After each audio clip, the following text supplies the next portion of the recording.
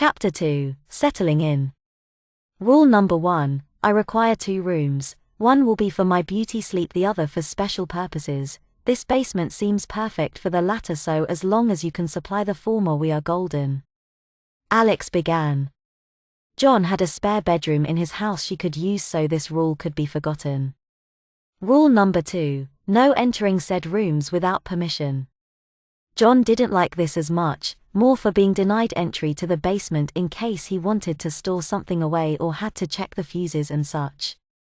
Rule number 3, I require moments of cuddling and snuggling for at least an hour every other day. Sexual intercourse and acts of sexual nature will be at my choosing. I am fond of my summoner begging though. This grabbed John's attention. It had been a long time since he had sex, just the mention of possibly getting some got him excited. Rule number 4, I am always the big spoon. Another rule that John could, if he had to play little spoon just to have fun with this hot piece, would be worth it. Rule number 5, I am allowed to add rules as I see fit, as long as these rules do not make the game unwinnable for you. Alex stopped and flipped a page on a clipboard. Those are the rules that apply specifically to me. Now for your rules. Rule number 1, no swearing, yelling, stomping, hitting or anything that may be deemed as a tantrum. Whining is permitted but limited to however I see fit. Rule number 2, you will eat any food I put in front of you. Said food will of course be edible and will not harm you, make you sick or otherwise endanger your health. I want my big man to be happy for his din-dins, not dreading it. Rule number 3, you will be required to have a bedtime of 9 p.m. I am allowed to change this depending on good or bad behavior. Rule number 4, you will be required to have a nightlight in your room. Do not remove this. Rule number 5, you will be required to dress however I wish. Any fussing and I may deem it a tantrum. Rule number 6, I will give you chores. Failure to perform these chores will result in immediate punishment. You will be required to follow all these rules. Reminder, I may and will add rules as I see fit. At times I go by a 3-strike or 3-count rule before any punishment is doled out. Sound fair? Alex asked. Fine, but those rules fucking stupid, John said and noticed her eye twitch. That's one. Alex chimed, giving John a smile. John cursed himself for breaking a rule already. If any of the rules were going to be hard, it was not swearing. John used swear words casually. The people around him never really got offended by it. He tried to not use it to offend people, which may be why they never said anything. How about we start things off with a bit of food and some TV, get to know each other better, Alex suggested and moved close to John, an arm wrapping gently around his waist and pushing him up the stairs. John blushed as she escorted him, all while she gently stroked his arm. It had been some time since he had been so close to a woman, and the rule of cuddling her swam in his mind. He was more than a little excited at the thought of it happening soon. John helped Alex to the kitchen. She happily clapped her hands and made herself comfortable. In a small flash of pale blue flames, her outfit changed to include an apron. She now looked more like a busy mom than before. She examined the state of the kitchen. Piles of dishes in the sink and crumbs and stains covered the table. Alex simply smiled and turned to John. Okay sweetie, can you do the dishes while I clean the table? The sooner you get me a nice clean pot, the sooner I will make us some lunch, okay? She asked. John gave a sigh and grumbled as he started the water and began to clean the dishes. Lunch was ready. John didn't get a chance to see what Alex was cooking. When he finished the dishes, she ushered him to the living room and waited. Alex walked into the living room with a set of bowls. Pink and blue flames danced about before John, creating small tables for Alex to set them on. John looked at the food. Macaroni and cheese? He asked. Mac and cheese. Alex burst with joy, snatching the remote away from John and shoving a fork to replace it. Alex turned the channel over to some children's cartoons and with a sigh began to eat. John took a bite of his food. It was good, but the scene felt childish. Why are you watching this? He asked. We are watching Blue's Clues. I love putting on these shows. You should find them interesting too. we will be watching these at lunch every day, Alex said with a big smile which turned a bit mischievous. Let's make that a rule actually. You can watch whatever in the morning and evening while at lunch we get this small moment of time to enjoy these kinds of shows. She said. John gave a huff. Alex was already starting to establish her place here. When are you going to improve my job? He asked. I need time and power, sweetie. Speaking of which, after lunch I will set up my rooms and after that you and I will have a nap, she said and then moved close so her lips were close to his ear. A bit of cuddling, maybe even heavy petting, become familiar with each other, she whispered, her hand gently rubbing his thigh. He felt her fingers inch closer and closer to his crotch, his manhood becoming erect. Alex smiled and pulled away. John began to hurry to eat. The sooner they were done the sooner to the promised fun. He finished his food but Alex was taking her time. John watched as she slowly ate her food.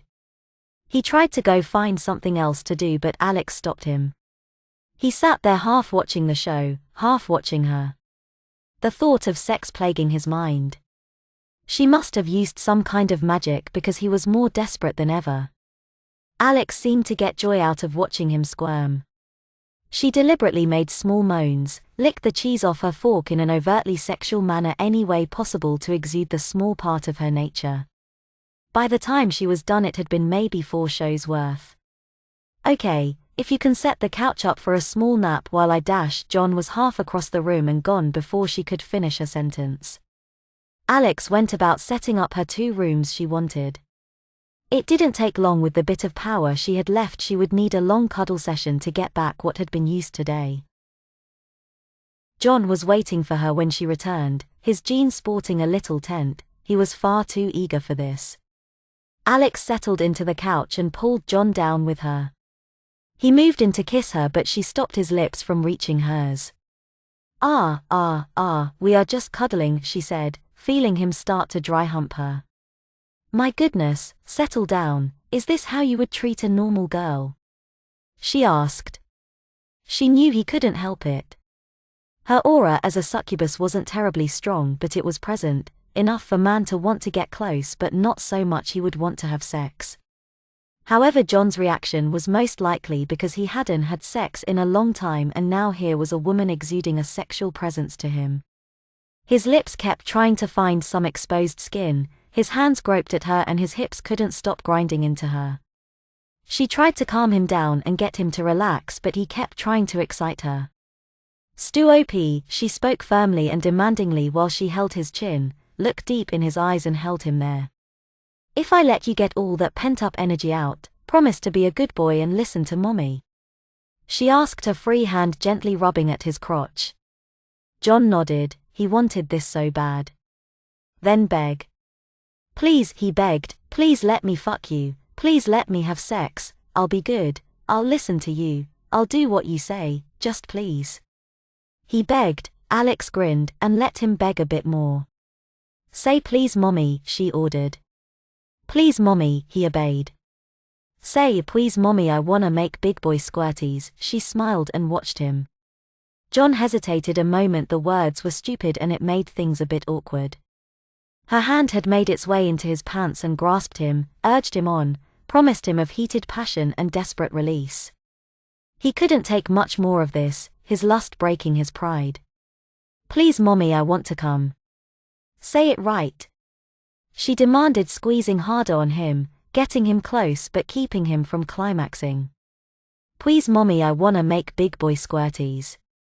Good boy, she purred and pulled him into a deep heated kiss. Come fuck mommy, she gasped. Her hand deftly undoing his belt and letting him free. As their clothes were stripped away she took note of his nudity, barely any hair across body save for his pubic hair, his penis was below average, she smiled and took note of that. She praised for how big he was and made him feel like there was no one better. Their carnal bliss helped fuel her power a bit and she used it to satisfy the dry spell he had 10 times over. A few hours were spent satisfying his sexual urges. They were well worn out afterwards. Now let's try this again, Alex said with a snap of her fingers. Flames burned any trace of their lovemaking. They were given a pair of pajamas, blue for him and pink for her. Alex settled onto the couch and pulled John down with her. She held him close and situated herself. "Comfy?" she asked. John nodded. She gently stroked his shirt and rubbed his back. "Just close your eyes and get some rest," she said and began to hum a lullaby to him. "Why are you singing?" John groaned. "Sure, you had your fun, let me have mine, just try and sleep," she said softly and resumed her song.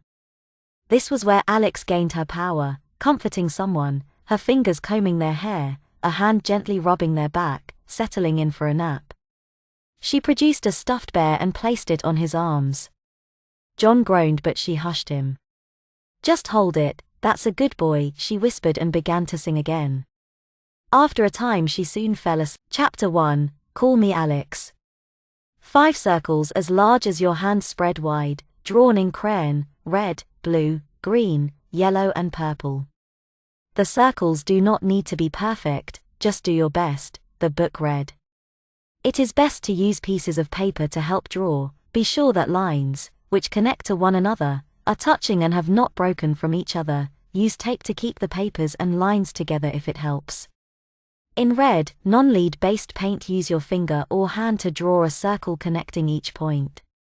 Start from the outside of one of the circles and connect to the other. This does not need to be perfect and you may end up with a pentagon more than a circle, that is all right. In red marker, draw lines connecting each other, circle same as before. You should wind up with a star in your circle. Please note that if you cross over the lines of 5 colored circles, this will not ruin your chances of summoning the demon. Such things may even help in summoning it, just do your best. Now prepare the following: a sharp knife, a container of milk, a plastic bottle with no label, a small plush toy with a broken seam and its stuffing hanging loose, a white terry cloth towel, a handkerchief of any make and a tube of red lipstick, the brighter red the better. Lastly, draw a picture of a woman with a house in the background and a yellow sun. Any additional things such as a blue sky, green grass, trees, flowers, and a car, as well as other additional items, may help in summoning the demon. The picture does not need to perfect, you merely need to put love in the picture. Lastly, the demon you will be summoning is a descendant of Lilith and gains power from the strong warm emotion of love.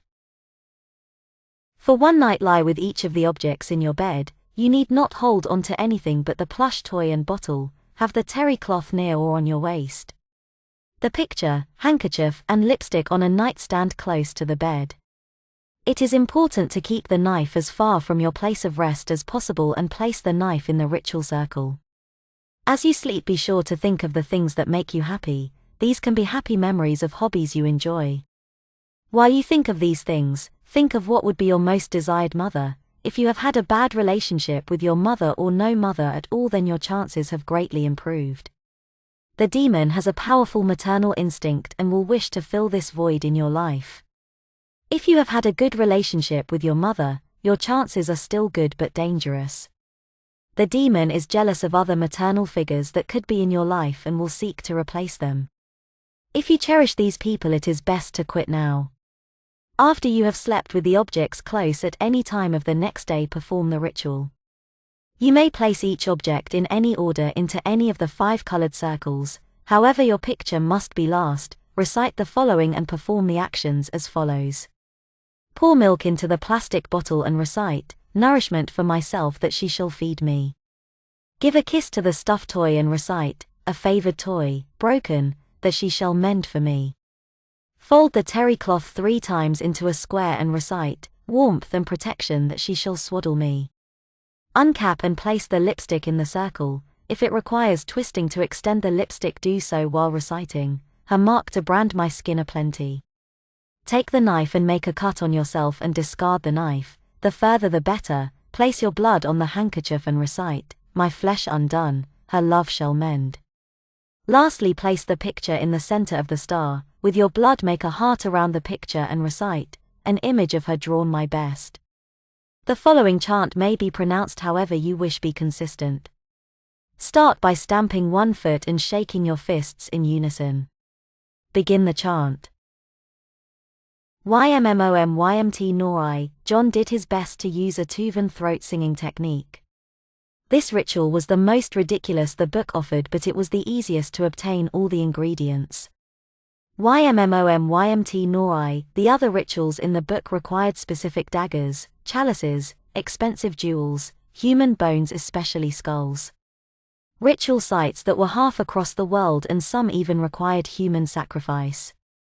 YMMOMYMT Nori. Yes, this was the simplest, and compared to one ritual that required masturbating for 6 months and climaxing at a very specific time, this ritual was better. YMMOMYMT Nori. He hoped this would work. John was a scrawny man with brown hair that covered his ears, peach fuzz for a beard, and a rather androgynous figure. He had been picked on it for many years for how he looked. It got under his skin when people made note of it, but he was able to shrug it off for the most part. It was last month, however, that broke the camel's back. John worked for a company in oil and gas leases. He worked long and hard hours to get a comfortable life. While even starting out, the pay and benefits were good, he wanted to climb higher. There was a position open for such a spot. He would get to be one of the people you would see when you searched the company name. He had earned that spot with his dedication and hard work. As his boss announced to everyone in the meeting who would receive the position, it was not John, but the office lay about Jerry. John stayed after the meeting to demand why Jerry was picked over him. The reason?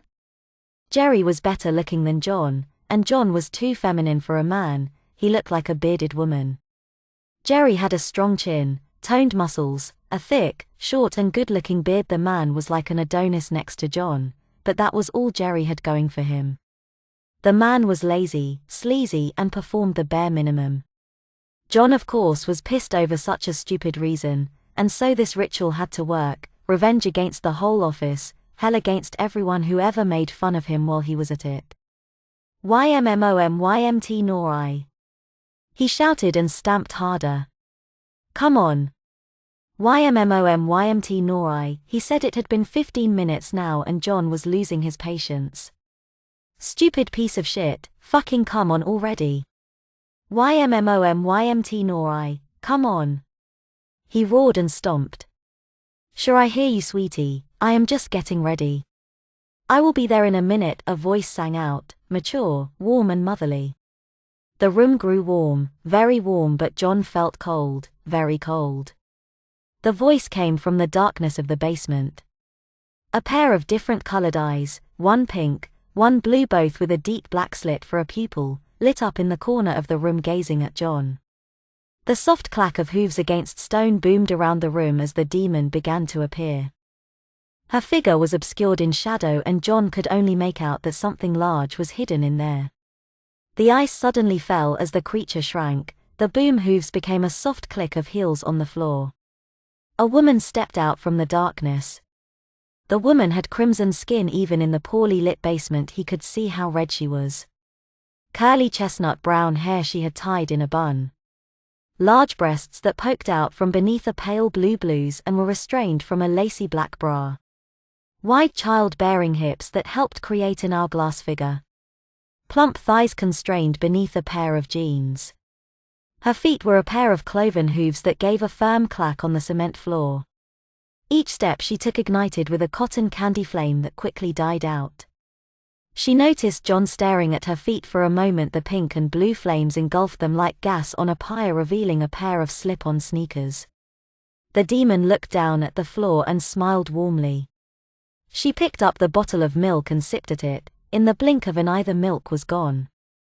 She then plucked up the lipstick and applied it to her lips. She gave a small smack of her lips, then turned her focus to the stunned man. There. Now I am all set, she chirped, and then noticed the picture on the ground. She picked the picture up, an endearing smile on her face. She then turned the picture to John with a warm smile on her face. This is going up on the fridge. You are so talented, she chimed, and the picture was swallowed up by her flames. She cleared her throat and bowed to John. Hello, sweetie, for what reason have you summoned me? She asked. John stood there agape. The ritual worked, he could get his revenge. John smiled and did his best to stand firm. I want fucking revenge against my shithead boss and that fucker Jerry, he said, As he spoke he did notice the demon's eye twitch, but he pressed on. They fucking put that lazy no good son of a bitch in dash. John stopped as the demon gave a firm stamp of her foot and was before him, a finger extended at his lips but not touching. It seemed to strain against an invisible wall. A fury was in her eyes while she gave him a small smile. My oh my, what a potty mouth you have, didn't your mother teach you not to swear in front of a lady? She said sweetly, her eyes seemed to flash like fire to newfound oxygen, but then she lit up with excitement. Maybe you don't have one, she said giddily. I can't do anything about that right now, so I do ask you to try and keep the dirty words to a minimum, baby, she said and stepped back. Now how about we try again and this time speak like a big boy? John began to breathe again after she stepped away. He hadn't realized he was holding his breath as fear ran through him. He even thought he peed a little. WWL, you see I have this job and I work really hard there. They had a higher position open and well they gave it to this lazy Asho dash. John stopped as he heard the demon's foot tapping and a very stern look on her face, arms crossed. Lazy person, he corrected himself, and her tapping settled down. Was given the position because he was better looking, and I look like a bearded woman, John explained. Oh sweetie, that is unfair, you are such a handsome little man and you say you are a good helper? How dare they not see such quality? You want me to make it all better? She asked with a tone of worry. John nodded, looking at her as she looked at him with a small pout. Okay sweetie, but first some nasty old paperwork, she said, speaking to him like he was a child. She produced a piece of parchment and a crayon. This contract states that I will deliver upon you, your request with extra flair. In short, I will not only get you the cushy little job, I will make it where you will be waited on for your every need. You will be the face of the company. Just sign and state your name, she said. John liked that idea. He felt he deserved that for how hard he worked and the injustice they set upon him. He reached for the crayon but stopped. What is the catch? He asked. The demon grinned at him, gave a playful laugh and sighed, looking as if she had been caught in a prank.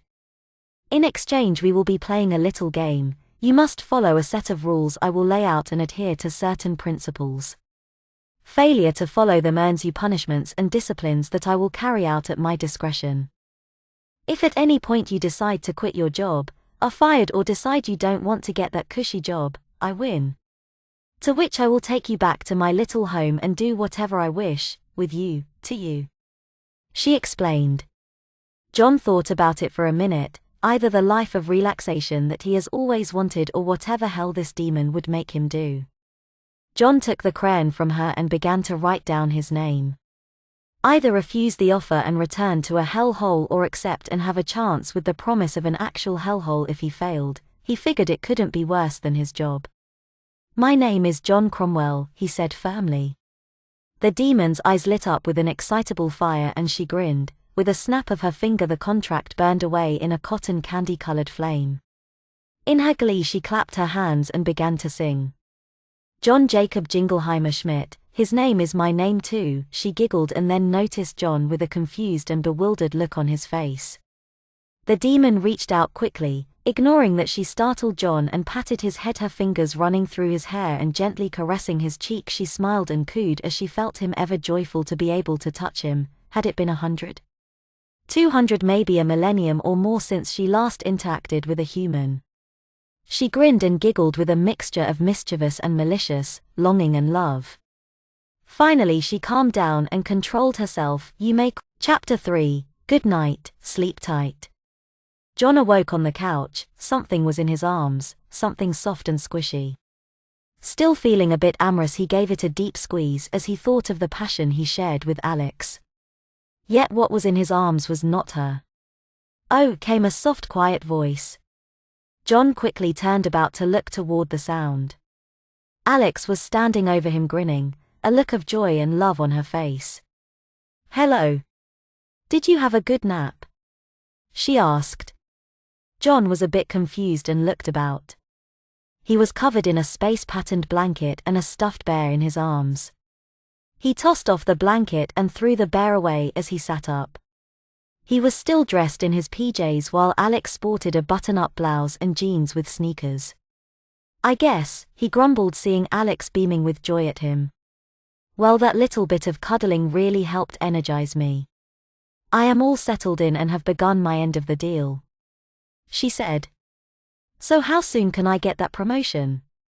"Results may vary. I need time and power, and one little cuddle session is not going to be enough. You should be receiving an email sometime soon about a wonderful happy vacation in lieu of your promotion. It gives us more time to cuddle." Alex explained. A vacation did sound nice.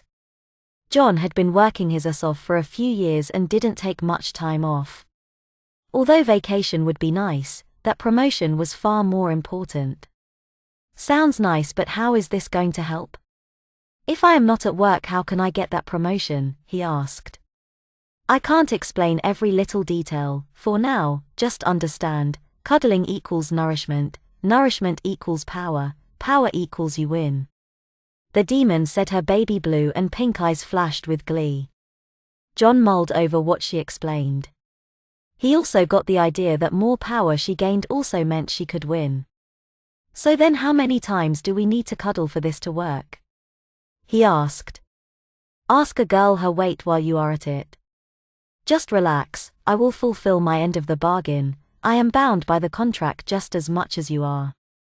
All you need to worry about is playing my little game and not breaking my rules."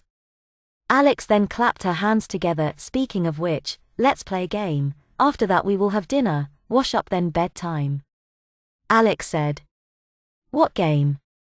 John asked. "Just a little card game, with consequences. If I win, I will ask you to do something for me, and if you win you can ask me to do something." "Sex every night," John replied. He didn't need to think about it. "You need to win first," Alex grinned. The game was Uno, with each card having a small ability to help extend the game. John had a handle on the game for a while, and every time he got close, Alex would snatch his victory away. He soon realized Alex, with her little demon gifts, would always have a trick up her sleeve and would play dirty. He could never catch her in the act of cheating if she was at all. In the end, it was Alex who won. She reveled in her victory and admired the lasting anguish as John began to think exactly what she would have him do, or be done to him. After several minutes of wallowing in his thoughts, she decided to announce what she wanted. She produced a razor and set it down towards him. "Shave yourself, all but the hair on your head," she told him. "That's it, get yourself nice and smooth all over, and if I am satisfied with the result I'll even give you a reward," Alex said. John took the razor and headed for the bathroom. He shaved every bit of hair he could reach until it was all gone except for what was on his head. There wasn't much of a change, but his lack of beard made him look younger and more feminine. The whole reason for the beard, his lack of pubes, helped make me feel that as well. He didn't want to, but he wasn't going to argue against a demon. Alex rapped on the door. "Sweetie, let me see. I wanna make sure you did a good job," she called in, and the door slowly opened. Alex smiled wide at the sigh of all his hair being gone. John was surely getting a bit excited from being seen naked. Alex walked over to him and ran a hand up his leg. "Very good, so smooth." Her hand soon grasped a hold of his slowly erecting penis and began to gently work it. "Such a good boy," she whispered in his ear. "You know, if you were a bit shorter you could pass for a little boy." Alex felt him stiffen a bit and continued her effort. "And you have such pretty long hair, and nice body, you could pass for a girl." "No," John whined, but Alex's ministrations were keeping him in place, getting closer to climax. "No. You sure? Doesn't sound very honest. You did a good job shaving your body, so smooth now, like a girl, like you have done this before," she said with a smirk. "No," John whined and tried to push her away, but she pulled him to her breasts, pressing into his back, and she began to work his penis more urgently. "You earned this, sweetie, don't push away. You want to make cum yes?" "Why yes," John whined. "Yeah. Are you gonna be a naughty boy and make squirties all over the floor for mommy to clean up?" "And no. Naughty boys do like to lie, sweetie. Don't you want to make cum yes?" "Yes." "Then beg like I taught you." Please mommy, I wanna make squirties. Good boy. Alex doubled her efforts and waited to feel his cock throb. Come for me baby girl, she said, and then aimed his cock down as he hit his climax. Good girl, coming for me. Naughty boy for making a mess on the floor, she purred in his ear while he was getting his breath. Humiliated and spent, John sulked in his room while Alex cleaned up his mess and made dinner. Sweetie, dinner is ready, she called up to him. John came down a moment longer and looked at what was served for dinner. Spaghetti and meatballs. Alex sang and noticed John's sullen expression. What's the matter, sweetie? She asked, only for the reply to be a glare from John. Don't pout, you were liking it. No, I wasn't, John grumbled. All right, cranky butt, finish your food and wash the dishes. I think you need an early bedtime. What? That's not fair. You humiliate me and then say, go to your room. John yelled. You are tired from today's events. I mean, you summoned a demon. That boo-boo takes a bit of energy. Not many can be so reckless. You threw a tantrum to get my attention, which I am sure was exhausting. Plus the little fun before your nap and the little bit before din-dins. It is understandable that you might be a bit cranky. Alex said. John glared at her. Fine, but screw the dishes, he growled. That's fine, you can leave them to me. You don't need to be a big boy and finish your chores, I understand. Alex grinned at this. John stared at her down. Do your worst, he said. Alex gave a short laugh, her smile as wicked as hell, her eyes lit with amusement and glee. If I did my worst, sweetie, I would be giving you what you wanted without compensation. No, I am going to do my best. At my pace, slowly I will make you realize how little you need that job, that your desire for that promotion is meaningless, she said, then gave a joyful sigh and smiled sweetly at him. If you are truly not going to finish your chores, then you can go to bed, but... Alex got up and walked over to him, sliding a finger along the table and up this arm.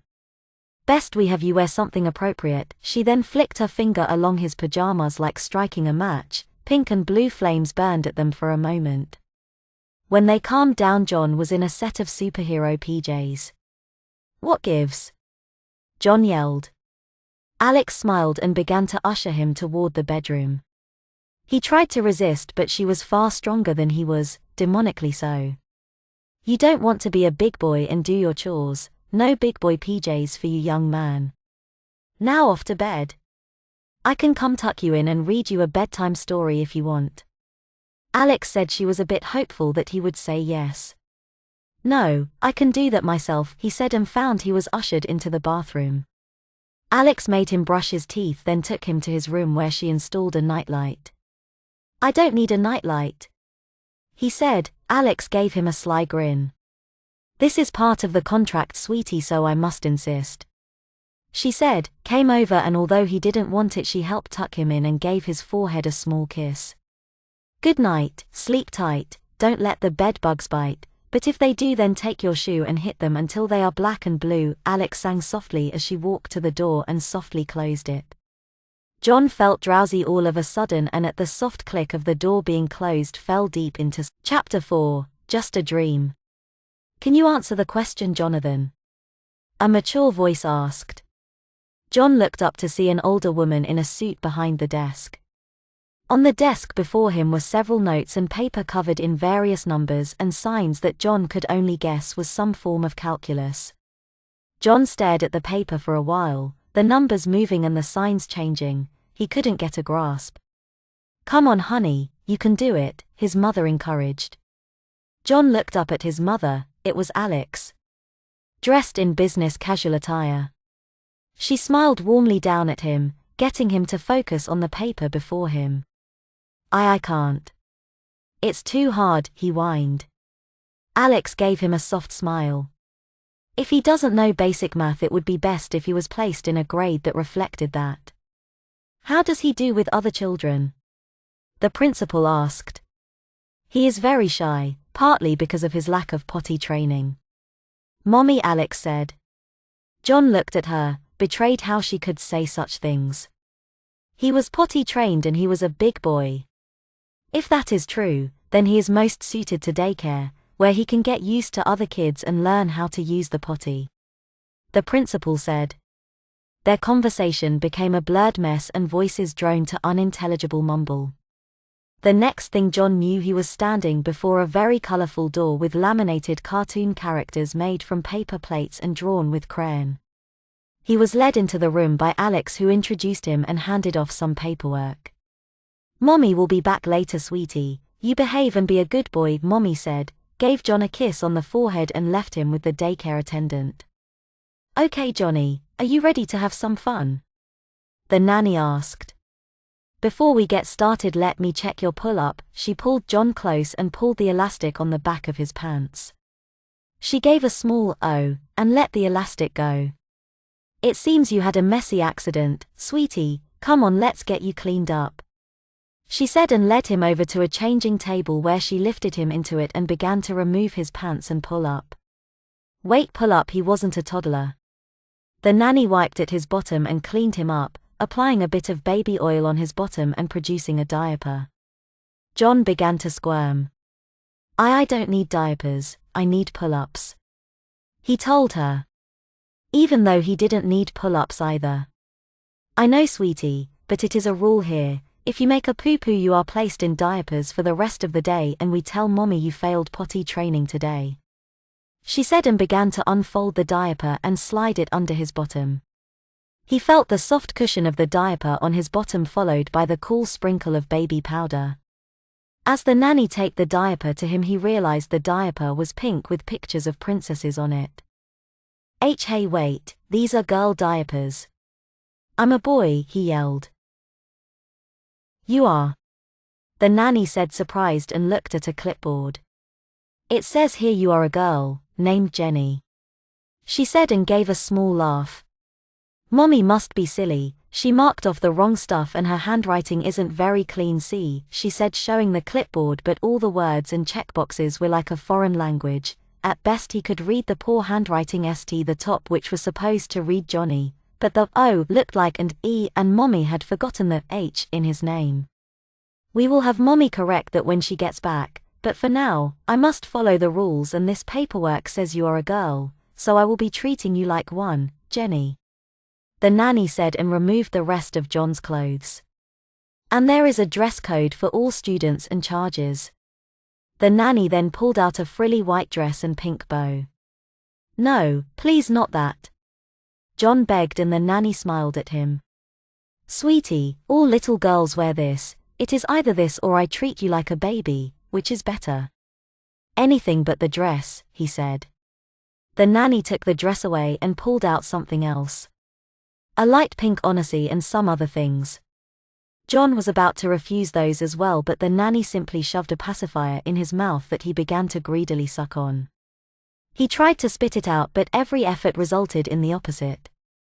"Oh, are you happy with the pacifier? Maybe we should move you to the nursery full-time so you can be a baby. Normally that pacifier is spat out by kids who are a bit older." She began to dress him in the onesie, which had colorful blocks on it that spelled baby girl. He was also given matching mittens and booties. After he was dressed, John was taken over to a crib and forced to lay down in it.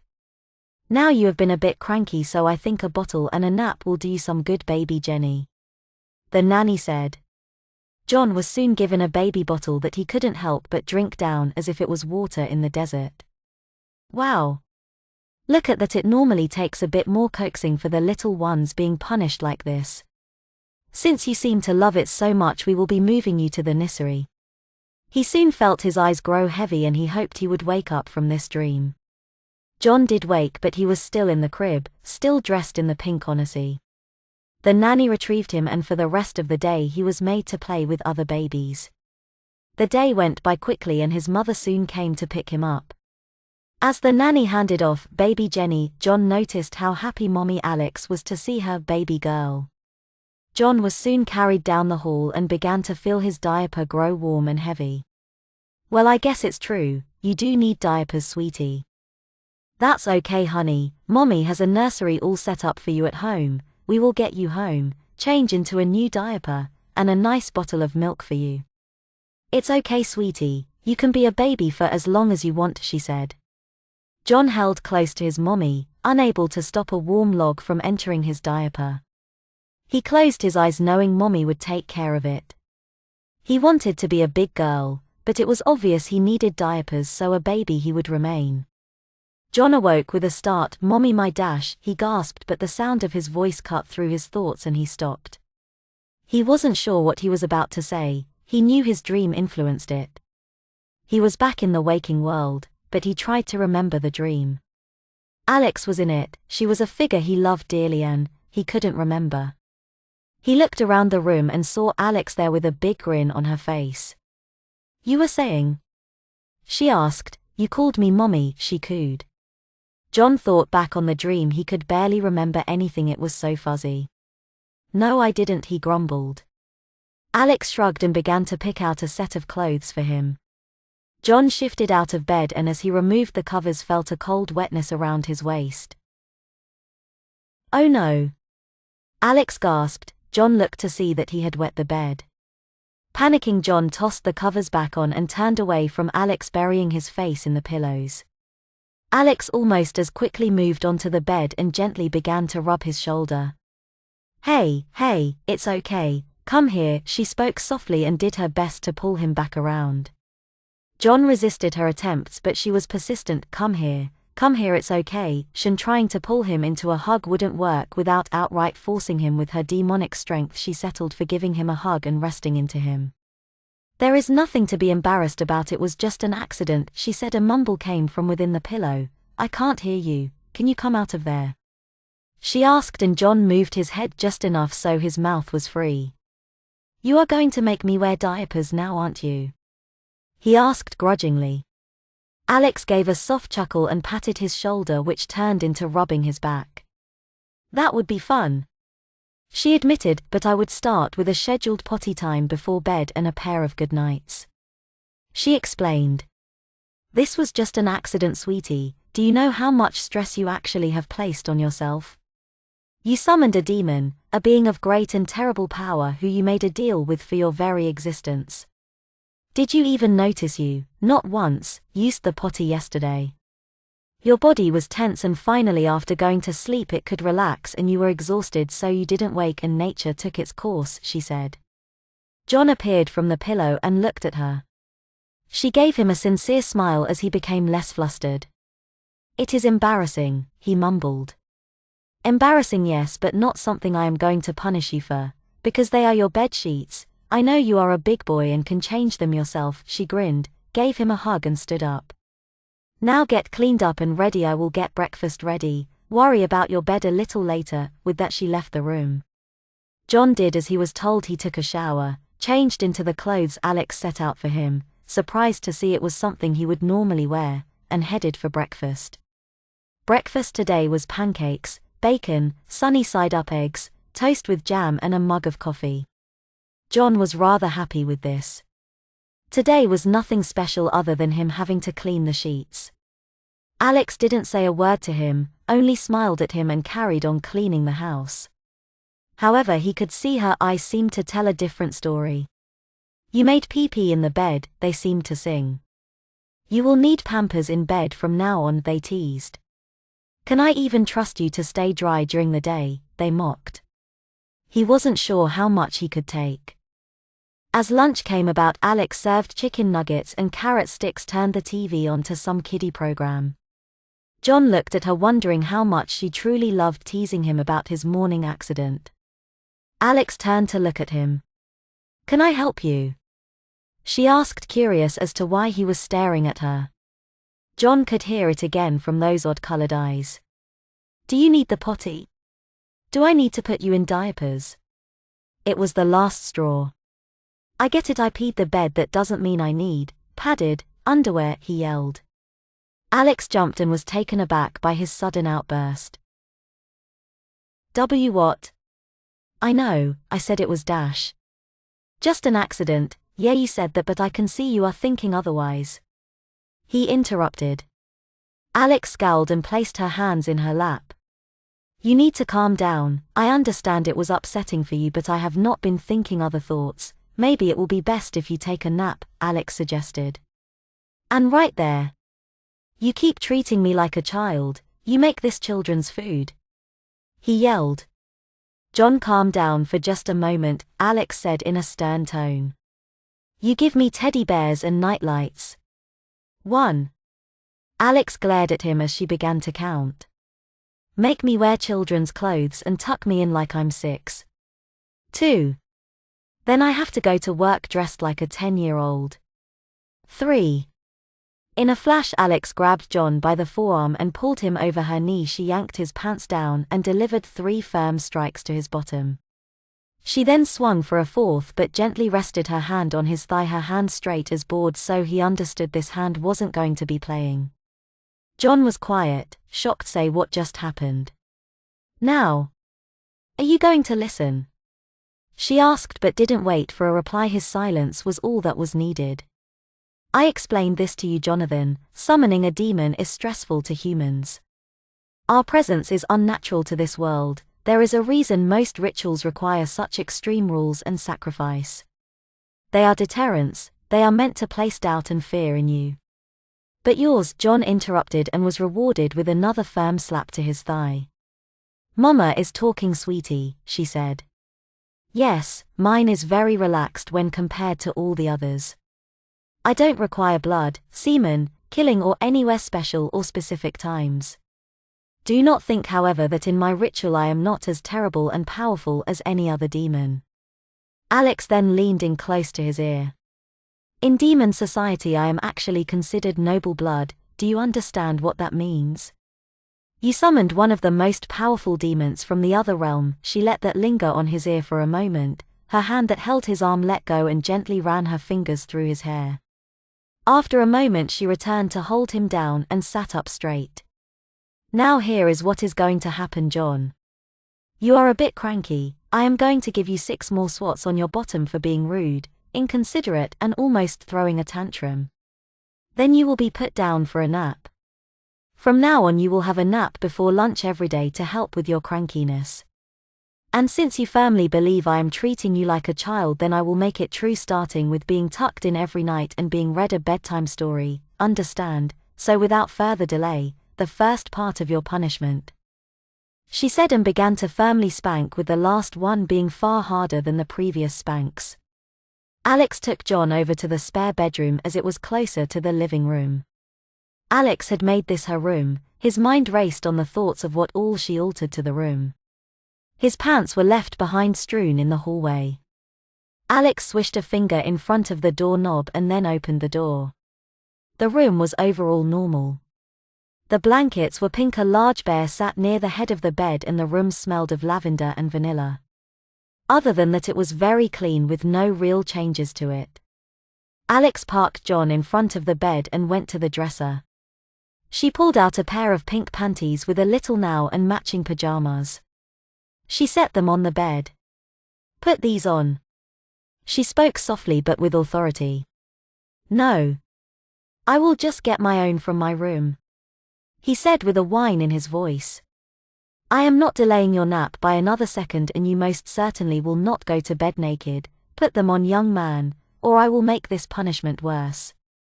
Her tone was more firm with a hint of anger. Not wanting another spanking, John put on the panties and slipped into pajama pants. "Can I keep my shirt on?" he asked. Since it was a cotton polyester shirt, he figured it was just as fit for a pajama top. "You may," she said, and then helped him into the bed and tucked him in. She petted his head for a moment. "I do these things out of love, sweetie. I want you to know that. I love you. I know we know very little of each other, but I love you. It's in my nature. Have a good nap." She gave his forehead a kiss and left the room. John settled in for a nap. The panties made him feel trapped.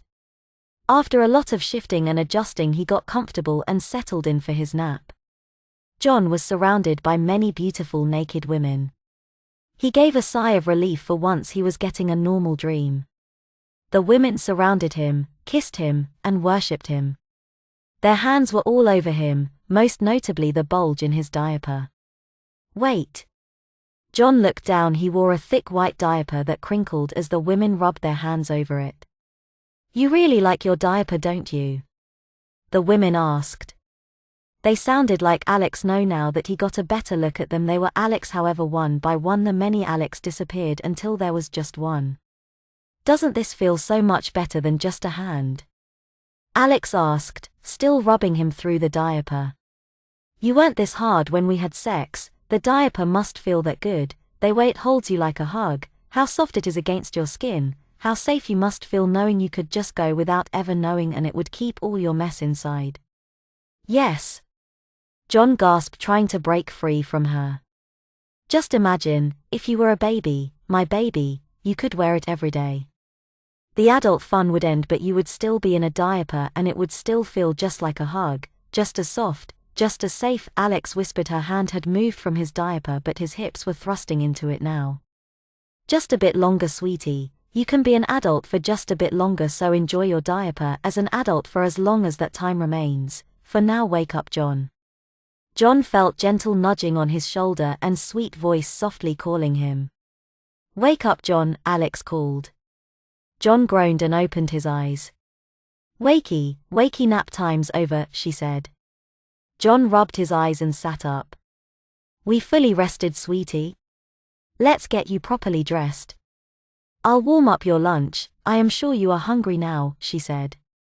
John sat up and looked at himself. A dark grey shirt with light pink pants. As he undressed, he saw the panties and saw he was sporting a large tent in them. Alex gave a soft giggle. Did you have a naughty boy dream or? John shot her a glance and quickly went about removing them. You don't need to be embarrassed if you like them, sweetie. I'll let you have them, especially if there are naughty stains in them. It was a naughty dream. Lots of women I was having sex with, he lied. Alex smiled and her eyes seemed to say that she knew he was lying, but she said nothing more and handed him his pants back. John got dressed and once more they were in front of the TV with a children's show on and chicken nuggets on a plate in front of him. John got his bed all set up for later that night. Him and Alex spent the day relaxing. They played a game with no bets to Alex's disappointment. Why do devils love making bets and contracts? John asked. Well, for one, it is their source of power, and two, I am a demon, not a devil, she said. You look like a devil. Don't be racist, Johnny. I look like this because of the contract. I must retain a human form. Whatever doesn't look human is, so I am not straining as much. Though yes, even in my real form I resemble a bit like a devil. There are stark differences. Such as? John asked. Alex shot him a glare. Ask a girl her measurements, Johnny. If you are that curious, you can forfeit the game and we can go back to my place and you can see for yourself, for the rest of eternity. She said with a smirk. So what is the difference? For what you can tell me? Well, for one, demons do not require contracts or bets to gain or use their powers. That book you summoned me from places me under contract first. Which is why a lot of rituals fail. Demons do not like being bound by contracts. Our powers are limited and we must follow a bunch of rules. So does that mean you wanted to be summoned? I agreed to be summoned, yes. Not very many humans are going to pick the simple childish ritual in a book of dark blood rituals and virgin sacrifices. Which such rituals are to tell you humans to not do them in the first place, and if you do somehow manage them, by Buddha's teat you deserve whatever horror the sadistic mad ones devise for you in the pits. Yours isn't dark or horrible, it is why I picked it. What about Jeffrey's ritual? You just need to masturbate furiously and come on a pentagram at exactly midnight Greenwich Mean Time, ooh. Or if you do that but the pentagram is a bunch of pictures of furries and traps, you'll get Zach, not very powerful but he has a lot of drugs and can mix up the best trip you will ever want, and the sex will make you come your soul out. Alex said. Yeah. No, just, tell me about yours. Well, it's the odd one out. The book is full of dark horrible rituals and by design and age the pages fall out a lot. Mine especially, which is by design. Tell me, when you came upon my ritual, what did you think? Like some child wrote it and left it there, he said. Exactly. Why perform a ritual that doesn't need blood sacrifices in a ritual book that has nothing but blood sacrifices? So the fact you performed it is impressive, and I was curious," she said. "So be honored I didn't have to answer your summons, but I did. Now no more stalling, you landed on my boardwalk, so pay up, mister," Alex said. "I damn well shouldn't because you cheated to get boardwalk," John yelled as Alex giggled. Dinner came and went, and soon it was time for sleep. After a warm shower, John was joined by Alex in his bedroom, who had picked out his pajamas. Whether he wanted it or not, Alex was putting him in his pajamas as part of his punishment from this afternoon. She got him naked and presented a little something to him. "Maybe just for tonight, you would want to try these," she revealed in her hands the pair of pink cotton panties with a little bow to him. "I think you will like wearing them, and you were so cute in them for your nap and dash." John snatched the underwear from Alex, pinched one end between index and thumb, used his other thumb to help stretch them out, and aimed for the hamper across the wall. He adjusted to fire a bit high to scout for their light nature and elastic, then let go. The panties flew across the room and struck the lid of the hamper, falling down into the wicker basket, closing the lid behind them, a practiced shot he made many times with his own undies. "Good shot, fine then, I hope to convince you without making it a punishment. I really think you should get in touch with your feminine side," she teased. "No, natter, nain, het, nay, non, nao, nu, nej," John argued. "I will be sure to remember that, but you know I could say it is in your contract that I can dress you up however I want." Alex grinned, watching as the horror of realization crossed John's face. "Please no," John whined. "I am not going to. I don't want it to be a punishment. When you are out in a cute dress and dolled up as my little girl, I want it to be because you wanted it, but we will end the teasing here. Let's get you into jammies," Alex said. She sat him on the bed and worked to get him into a pair of dinosaur print undies, matching pajama bottoms and top. She shifted the blankets aside and helped him into bed, tucking him in tightly. Next, cotton candy flames erupted in her hands, revealing a book. "Danny and the Dinosaur, see? Just like on your jammies," she cooed. John could see how much she loved this. He lay there and let her read him the story. As the thought about it for a punishment, it was mostly just humiliating. She could be whipping him, spanking, many other horrible things, but no, she was just tucking him in for the night and reading him a story. After the story, Alex got up and gave him a kiss on the forehead. "Good night, sleep tight, don't let the bedbugs bite, and if they do, then take your shoe and hit them until they are black and blue." Chapter 5, Compromise. John stood in the vast cold white space of the vinyl bathroom. Sinks dotted the hills and tubs littered the valleys of this grandiose room. He wandered about, searching for the toilet. Every step he took, his bladder would fill and his bowels would churn. He needed to find the toilet. He knew it was somewhere. He had left the safety and warmth of his bed, traveled the temperate fields of the living room just to come to here, the cold bleak tundra of the bathroom. Had he stayed where he was, he would still be warm, but that was not where big boys went potty. Only babies could have the comfort of warmth and potty. He was not a baby. Just over a hill, John could see his goal now, a large porcelain throne where only big boys and adults could go. Soon he could have his release. Scattered before the toilet were small training potties, a trap for the weak-willed. It was tempting. By now John knew his bladder would fail and his bowels would give way. There they sat in droves, waiting for the desperate to pick them, to allow him to finally release the pain and pressure in his body. If he chose However, he wouldn't be called a big boy.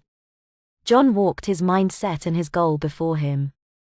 There came a low growl from somewhere nearby. John turned. There was nothing but the training potties. He approached one and the growl intensified until the small pink training potty leapt St. John, sharp claws reaching out and teeth gnashing.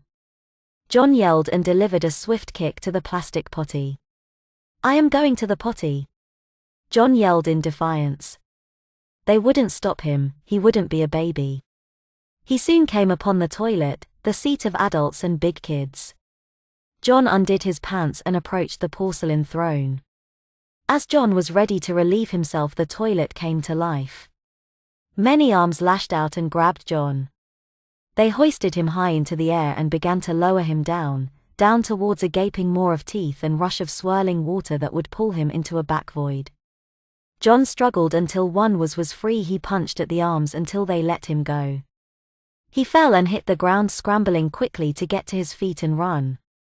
The toilet monster bellowed to the sky, his voice carrying across the vinyl tundra. All went quiet, but it wasn't long before John heard them, the many mini monster potties all replying, all hungry. John ran. Using the toilet didn't matter for now, surviving was the only goal now. He had to run as fast as he could, outrun them all.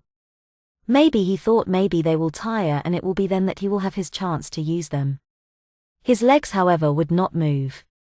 No, not like those dreams. He cried, one leg slowly raising, slowly lowering, dragging him forward even though he was pushing himself beyond his limits to go as fast as possible and faster. His legs refused to match the speed he needed. The potties would soon catch him, devour him, swallow him down in those terrifying maws that swirled like a cyclone down into pitch-dark emptiness. Yet there was one way he could live. It was off in the distance, but he could make it before the swarm of potties got him, a changing table. On it were diapers. If he could just make it there and wear them, he could survive. He didn't need to use them, he could trick the potties, wear one of them and say he was a baby, and then when their guard was down, relieve himself in them. John hurried and soon made it to the changing table. He pulled out a diaper and tried to figure out how to put it on. Magically it opened up and became sealed around him. It felt soft, it felt warm, it made him feel safe. If it wasn't for the frigid air of the bathroom, he could be in pure bliss. To be in his bed while wearing a diaper, warm, very warm, and no worry about wetting the bed or messing it. The toilets approached and John snapped from the daydream. Look, I'm in a diaper now, okay? I'm a baby. He told them, but the toilets continued their approach. I'm a baby. Can't you see I need diapers? John gestured to the puffy, thick, crinkly diaper he was wearing. They still continued to approach. No, they knew John underestimated them, they were far more intelligent. Only an adult could trick them. Okay, fine, I'll prove it. He said. He squat down, began to push. It didn't take long for a thick log of poop to enter his diaper. As soon as he felt it leave his body and mish against his diaper, his bladder soon followed without his command. His diaper felt amazing, warmth blossomed around him that comforted him in the cold tundra. As his pee was absorbed, the extra squish against his butt tickled him. He was a baby now, and the toilets had no interest in a baby that couldn't use them. John was safe. John sat there knowing he was safe. He could go in his diaper without worry of ruining the many floors of the rooms. Yet he couldn't change into a new diaper. He didn't know how. Mommy did though, but Mommy was in another room and he wasn't sure where. He didn't mind, he was in a diaper and he would never need to come back here to relieve himself. He could travel the vast rooms in search of Mommy, foregoing any thought of needing the bathroom. Mommy might even find him, and she would change his diaper so he could travel the house for the next adventure. One day he may return to the bathroom when the rubber duckies returned for the warmer season and the tubs were full of warm water and bubbles. Mommy would be there too. She would help bathe him, and when the season would get cold, the tubs would drain and the rubber duckies migrated south. Mommy would take John across the bathroom. She would place him on the changing table and put him back in a diaper, and he would look across the vinyl and see the many potties and the toilet, knowing they would never come for him, not while he needed diapers. John woke up feeling bliss from such a pleasant dream. It had some scary parts, but it turned around and he hadn't felt so relaxed before. John shifted a bit and his joy turned to cold dread. His butt slipped just a bit in the mess. His jammies clung wetly to his leg. He fully relieved himself in the bed. Alex entered the room to wake John up. She could hear sniffling coming from the bed. She cautiously approached and slowly the smell came to her. She gently nudged John, who gave a whimpering gasp and his crying could be heard. He knew what Alex was going to do and the embarrassment of it all simply made him collapse. Oh Honeysha, it's okay, Alex gently spoke. She rubbed at his shoulder and did her best to comfort him. Come here, she did her best to roll John over and bring him into her arms more. He resisted and he began to cry harder. Alex smiled and pulled a bit harder. Come here, come here, come here, come here, she sang and kept pulling until he gave and she could hold him in her arms. She rubbed his back and combed his hair, calming him down with soft shush and telling him it was all right. Come on, let us get you cleaned up, she gently spoke. John only whined with an incomprehensible sentence. No, you can't stay here, sweetie, it isn't good for you. John whined something again and sobbed more. We will talk about that later, right now we need you cleaned up.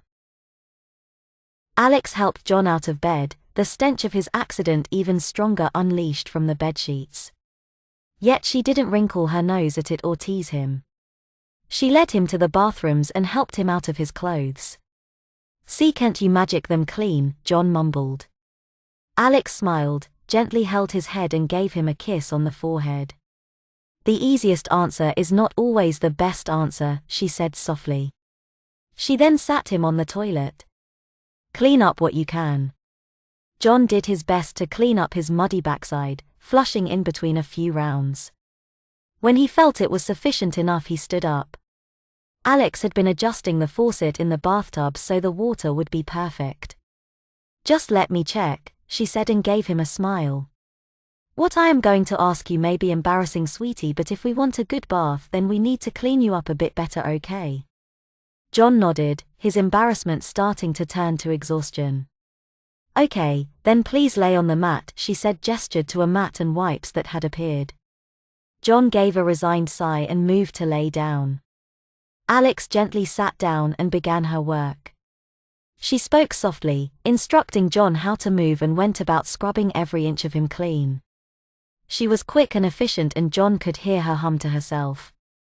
It didn't sound like a sound more, she was keeping her cooing and comments to herself. Once she was done, she helped John into the tub. The water was warm and had some kind of oil in it. Just relax, enjoy the warmth and let your muscles relax, Alex told him. Let the bubbles take you away, she said. Bubbles? Alex snapped her fingers and John felt gentle thinking at his back.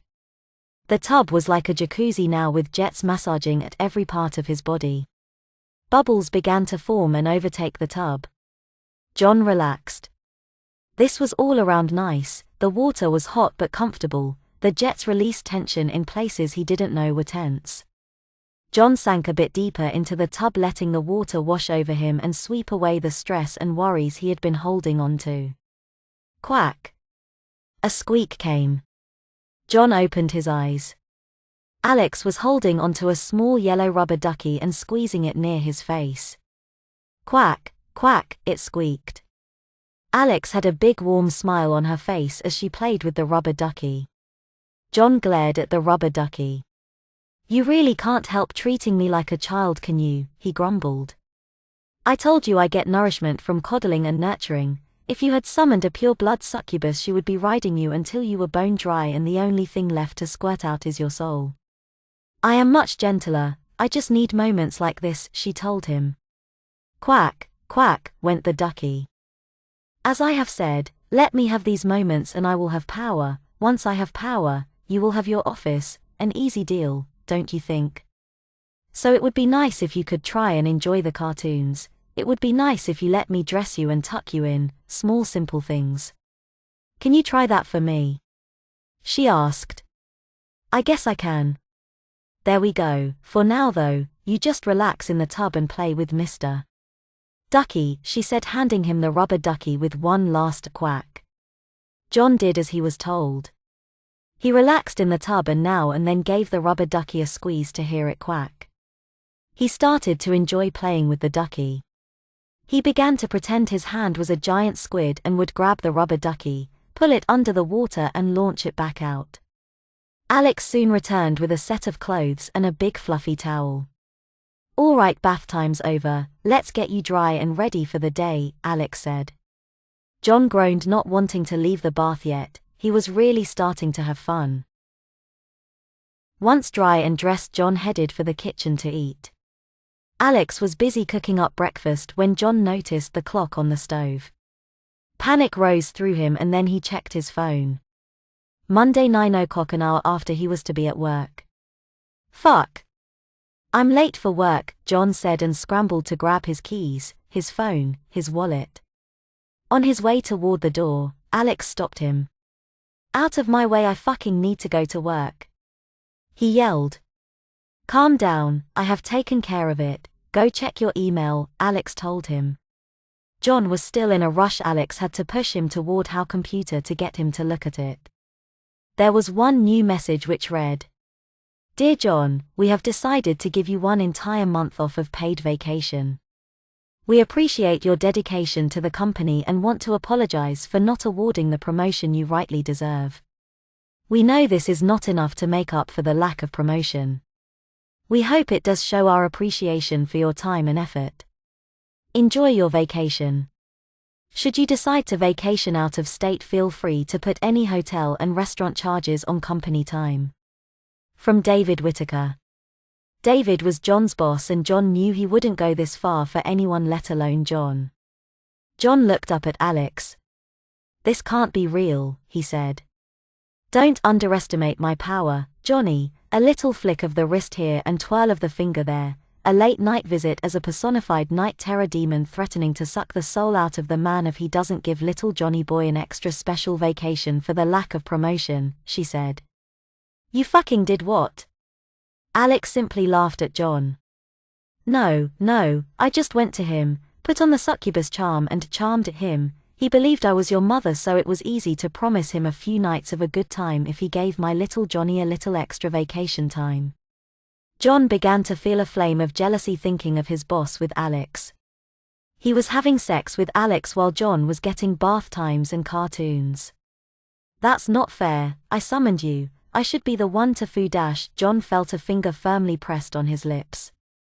In his panic to get to work, he hadn't noticed a furious flame that roared off of Alex. "Careful, young man, if you said that word, that would be 4 bad boy words from that potty mouth of yours," she said. John shrank back, realizing now he was in trouble.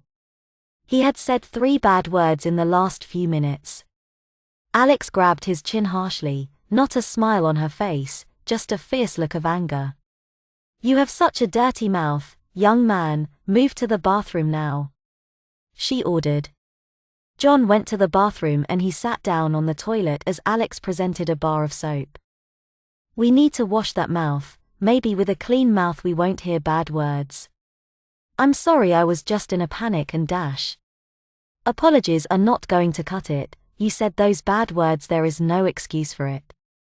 If I don't punish you then you get away with it, and if you think you got away with it the last time, you can get away with it a second, or a third," she said. She then held the soap before him. "Now say, ah." John opened his mouth and in went the soap. He held the soap on his mouth for 3 minutes before Alex made him wash all the soap out of his mouth. "Have we learned our lesson?" Alex asked. John simply nodded. "Let's hope so, now go play." John hurried off from the bathroom. John had breakfast and now with an entire month off from work he decided to start off his vacation with some video games. A few hours went by when Alex intervened. "All right sweetie, find a stopping point, it's time for your nap," she said. John gave a groan, paused his game and placed his console into rest mode. Once that was done, Alex set up his nap spot on the floor. They laid down together where she sang to him and combed his hair, cuddling until he fell asleep. After nap time was lunch. John did his best to watch the cartoons she put on. The characters frolicking about in their simple innocent world, solving easy problems and resolving things by talking. John started to see why Alex enjoyed them. "You're probably forced to enjoy these shows if you care for kids a lot," he stared. "I have always enjoyed these cartoons, but nothing brings me more joy than watching the little ones enjoy them." "Glad to see you are paying attention at least," she said. After lunch was over, John found himself watching a couple more shows before he returned to his games. That was his day. It went by rather quickly as he enjoyed it how he liked. Alex gave him snacks, made sure he did some chores that he complained about doing mid-game. Dinner was served and it wasn't long before Alex was telling him it was time for bed. He changed into his pajamas, happy Alex let him wear his normal paitler. He was tucked into bed and read a story before she got up to leave. "Good night, sleep tight, don't let the bed bugs bite, and if they do then take your shoe and dash. Hit them until they are black and blue. John finished her rhyme and saw her pink and blue eyes flash with glee. This seemed to really make her happy. She shut the door, leaving John in the glow of his. Chapter 6, Boogie Monster. John woke in a cold sweat, his heart pounding. He wasn't startled awake by something in his dream, it was something else. He had that horrible crawling feeling of being watched. He looked around his room and noticed the door was cracked open. Alex must have come to check on him. Yet something didn't feel right.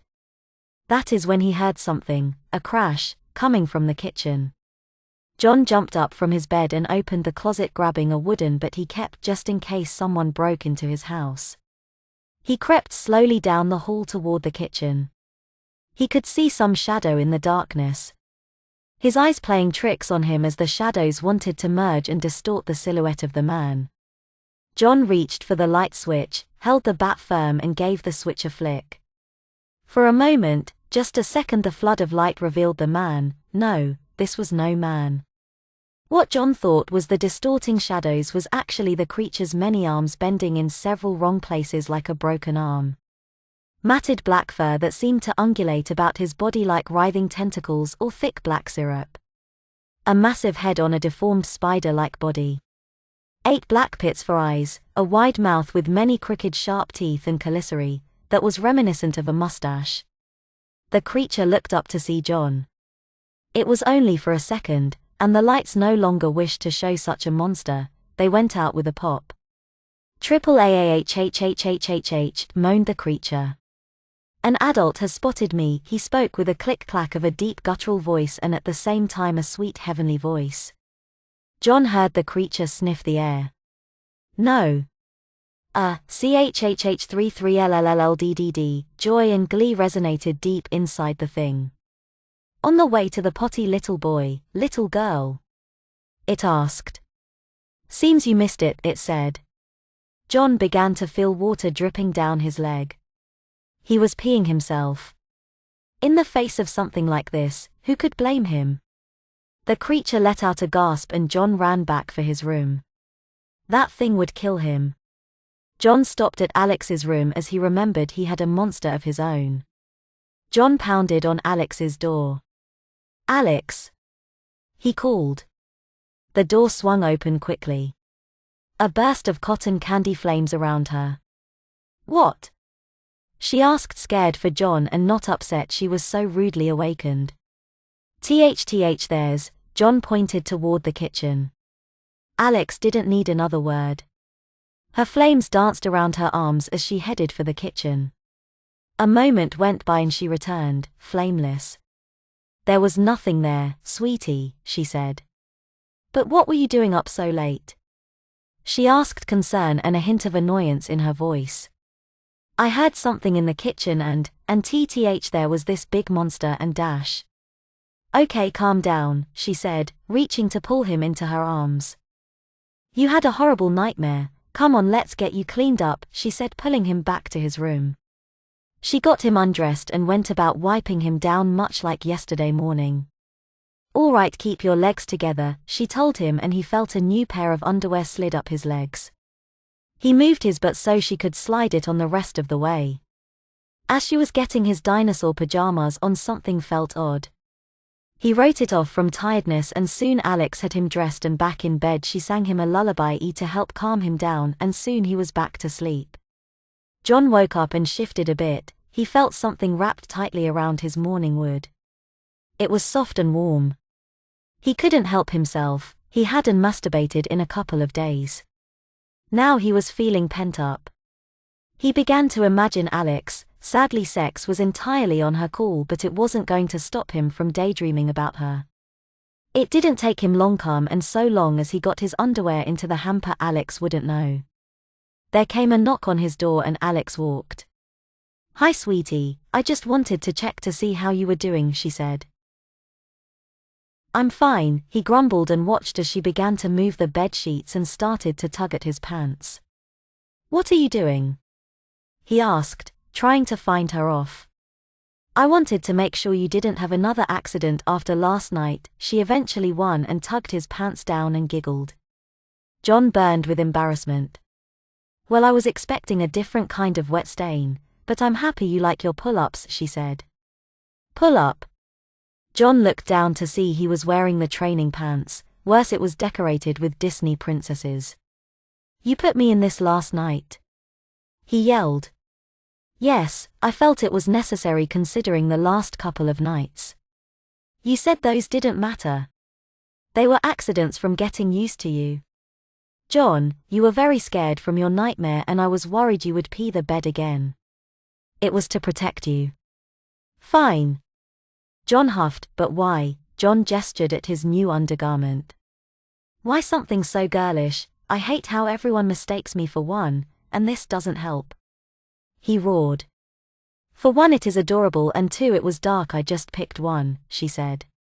I highly doubt a demon, and some royal one at that, has trouble seeing in the dark, John spat. Alex was starting to lose patience. She wasn't going to take his embarrassed anger for much longer. She grabbed some new pants and boxers for him and tossed them at him. Get dressed, throw your pull-up away, and we can talk about this when you have calmed down, she said and left the room. John stayed in his room for most of the day. It wasn't fair being treated like this. He spent his time on his phone under the covers of his bed. A soft knock came from the door and John sat up to see Alex there. I'm sorry for yelling, John said. Alex smiled and walked over to him, giving him a big hug. It's okay, you know I am just trying to help you, she said. Come on, you should probably go potty and then it's time for a nap. John did as he was told. After his nap, things returned to normal. As normal as living with Alex had been. He spent his day saying games with Alex. Their day wound down and it was time for bed. Did you go potty, sweetie? Alex asked. John gave a resigned sigh at the question. Yes, he groaned. All right then, come here, she said and revealed another princess pull-up. I am not wearing that. John said, taking a step back. Just for tonight, okay? If you can get through the night dry, we can talk about big boy undies for bed. You went potty, so there shouldn't be any need in the middle of the night, but bedtime is a lot longer than nap time and you could still have an accident, she said. Can it at least be a different design? John whined. Alex smiled and put the pull-up back, taking out one with cars, boats and airplanes. Better? But just so you know, if you wind up needing these every night, eventually you will have to wear the pretty princess ones. I won't need them after tonight, John declared. Alex smiled and held the pull-up out for him to step into. He was dressed in his pajamas, tucked into bed and read a bedtime story. Good night, sleep tight, don't let the bed bugs bite, and if they do then take your shoe, and hit them until they are back and blue. Alex shut the door as John fell asleep. The door began to creak open. John woke feeling a shiver run down his spine. Triple AAHHHHHH, came a moan of a groan. John gave a whimper, recognizing the voice, both a deep whisper with a soft high pitch. SSSUCH, a large room, not of a child. But I smell you, little boy, little girl. Croaked the monster. John watched as his door opened wider and the thing's arms cracked and bent as they snuck their way in. Ah, the creature gasped as its big pitch black eyes shone in the glow of the nightlight. The creature retreated for a moment. SSSUCH, a SS SMRLL Light 4 SSUCH, a big room, it groaned and began to work its way back into the room. SS, so many dark corners, SSS SUCH, a large bed. You will not be safe, little boy, little girl. John watched as the large thing crawled along the ceiling and into the darkest part of his room. Not wanting to let it catch him, he sprang from the bed and dashed out into the hall. He heard the creature screech and began to chase after him. Where was John to go though? He didn't have time to wake Alex up. John went for the next best thing. He turned into the bathroom and slammed the door shut. He locked it and flicked on the lights. John backed away from the door just as he began to hear it scratch at the door. Its arms crookedly snaked their way under the door. They sizzled and smoked as the light burned at them. The creature screeched again and sent its arms in a desperate search for the light switch. John watched in horror as each new arm sporadically shit under the door, flailed on agony in search of the light switch and retreated back to recover. All while the thing screeched in pain and frustration. John began to cry, wondering how long this would take. Not long, as each new attempt was closer to flooding the room in darkness. The creature gave another screech, its arms retracted back, and then silence came after. After a few minutes, a gentle knock came from the door. "Johnny, you okay?" Alex called. John just sat there, scarred. The monster was trying to sound like Alex. "I am going to open the door," she said. John heard a click of the lock and the door slowly opened to reveal Alex. John was so happy to see her, he got up and ran to her, giving her a big hug. "Sweetie, what's wrong?" John sobbed and tried to tell her what happened, but all that came out was a babbling mess. Alex, however, was an expert with babbling incomprehensible languages of learning little ones and upset mumblers. "It's just another bad dream, sweetie. Can I check your pull-up?" she asked. John nodded and felt the waistband of his pants pulled down. "You are a bit wet, but at least you tried to make it to the potty, and that's what counts," she said. John was led back to his room, where he was changed into a new pull-up. He made sure to check the design: suns, clouds and a moon. He was dressed and tucked into bed. John grabbed Alex's arm. "Will you sleep with me tonight?" he asked, scared the monster would return and get him. "Okay," Alex said, and climbed into bed with him. She held him close and ran her fingers through his hair. She sang softly to him until they both fell asleep. Chapter 7, Changes. There was no dream for John the rest of that night. He slept soundly and deeply in Alex's arms. He didn't even feel the urge to get frisky, he only wanted her close and comforted. As his mind roused to the morning, so did his body. He felt the warmth of Alex next to him. His head rested near her breasts. He couldn't help himself. He buried his face deeper into her cleavage and inhaled her scent deeply. He didn't feel the urge to hump at her, but the bliss of being close to her was strong.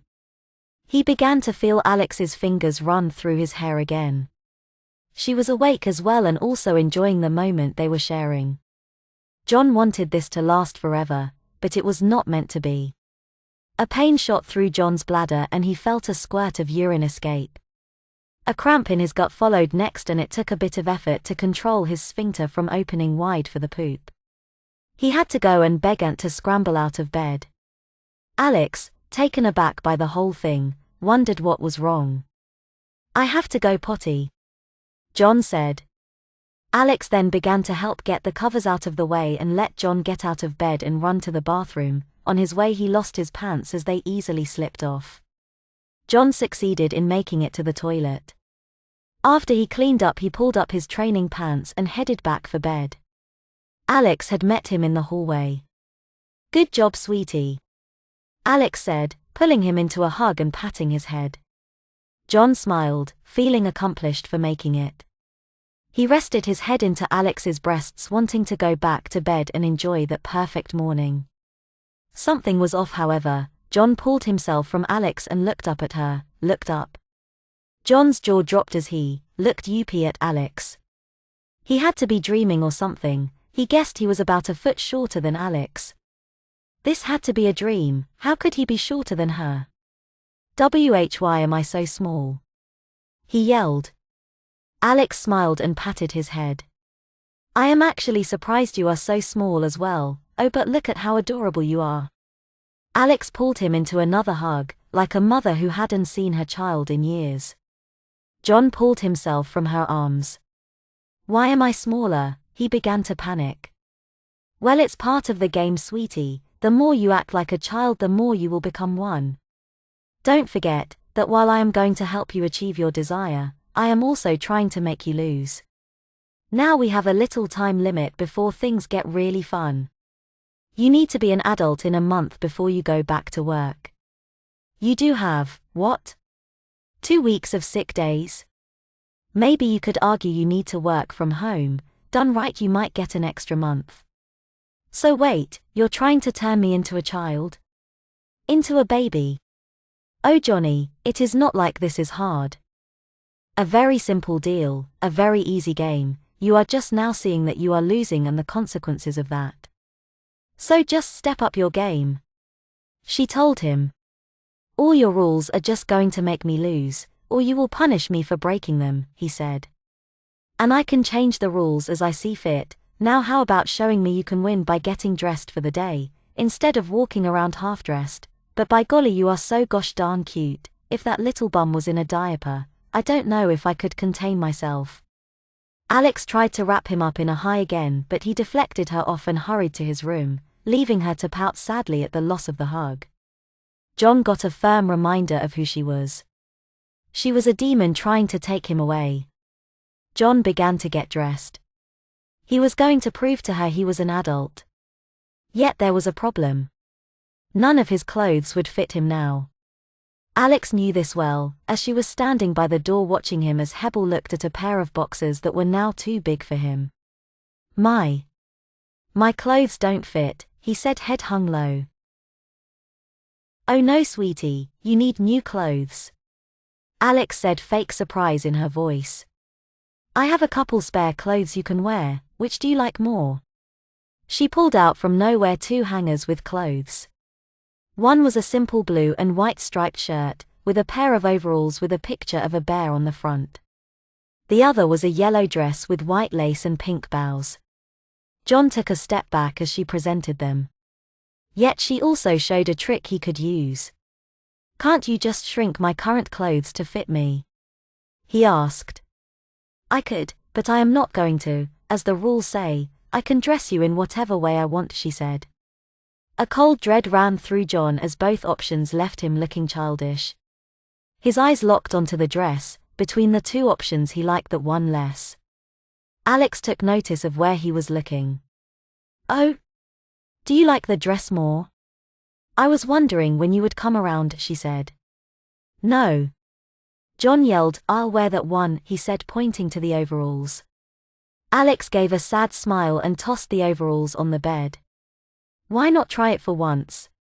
Alex pulled John over to a mirror and placed the dress over his reflection to see what it was like with him in it. Look how adorable you look. I don't want to. John yelled, pushing it all away. However, Alex remained firm and kept him close. Let's make a deal, little Johnny, wear the dress, all the way until nap time, okay? If you don't come around to the idea we can change you back and I will stop until another day, she offered. John was ready to agree, but Alex slapped her hand over his mouth and smiled at him through the mirror. But if you go longer, say until bedtime, I will use what power I have to undo the changes that have befallen you, she told him. Her eyes gave a flash, however. But that is too easy, don't you think? She asked, questioning her own deal. Wearing a dress being mistaken for a little girl for a day? If you are determined and stay cooped up all day, then what harm will there be? Why don't we go out to the park? You will play and enjoy your whole day as mommy's little girl. Absolutely no fuss, do that and everything will be undone, Alex said. And you will stop trying to make me look like a girl, John added.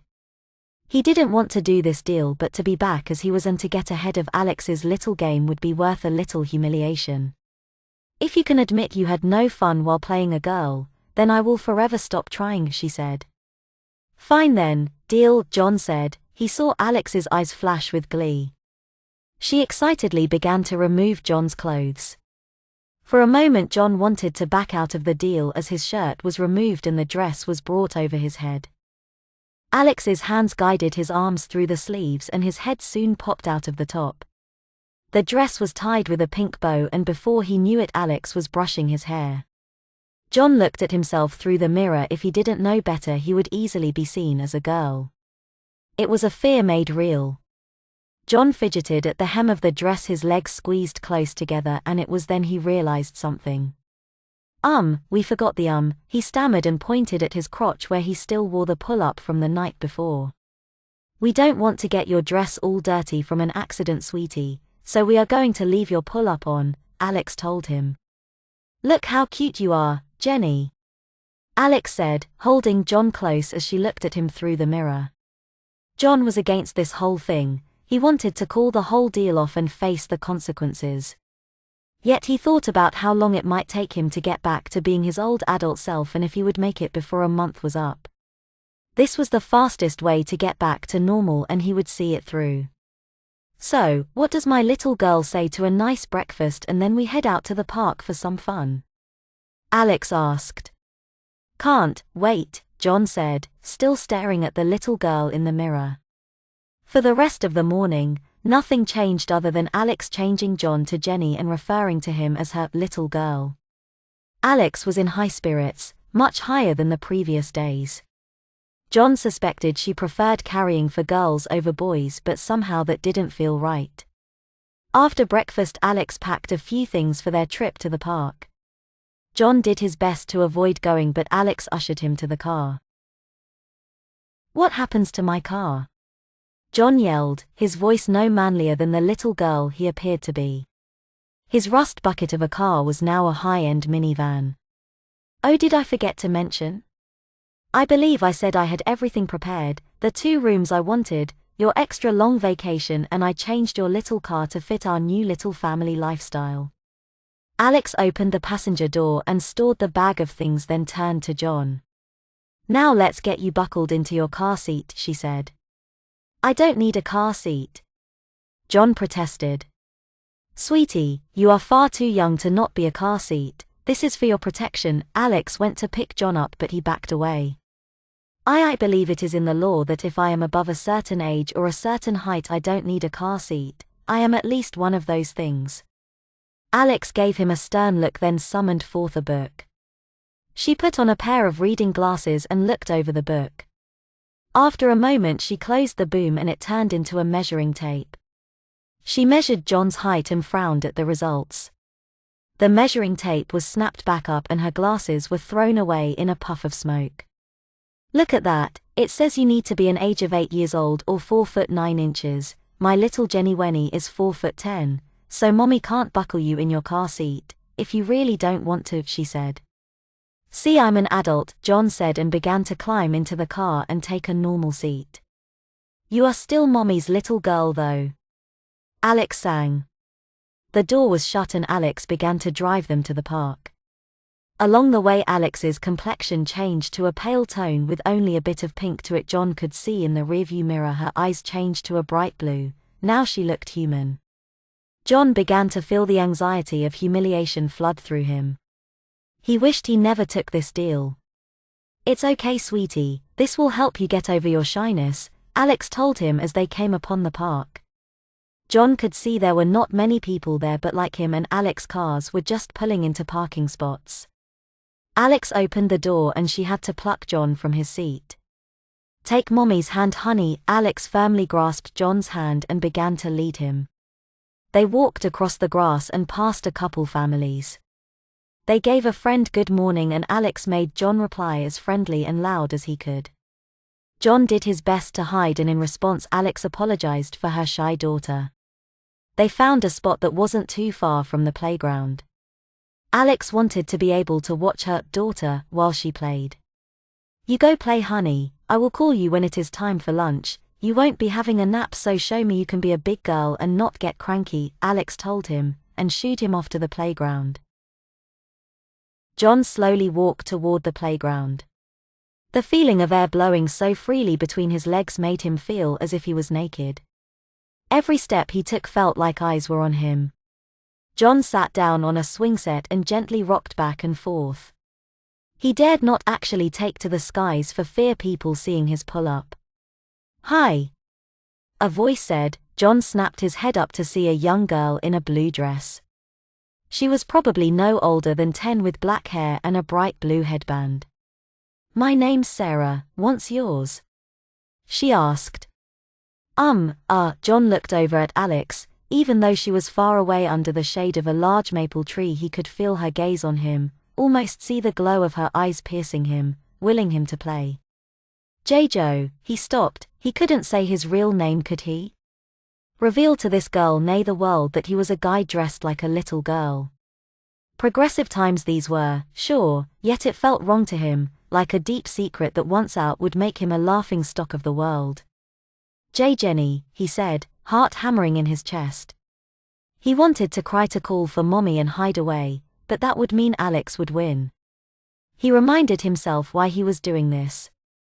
You want to play princesses? Sarah asked.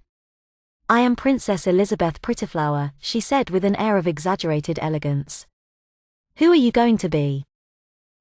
Belle. He said, looking at his yellow dress. No, that's boring. Sarah whined, be a princess that's unique. Unique is a word my daddy told me, which is another way to say you're special and one of a kind, Sarah told him. John felt more embarrassed for his pick on which princess he would be. He didn't want to play this game or at all, yet he could feel those burning cotton candy-colored eyes on him. I will be, Princess Jenny, he said. Of the Swings was added. Princess Jenny of the Swings, you are cordially invited to Elizabeth Prettyflower's castle that is over by the slides. Sarah announced. I accept.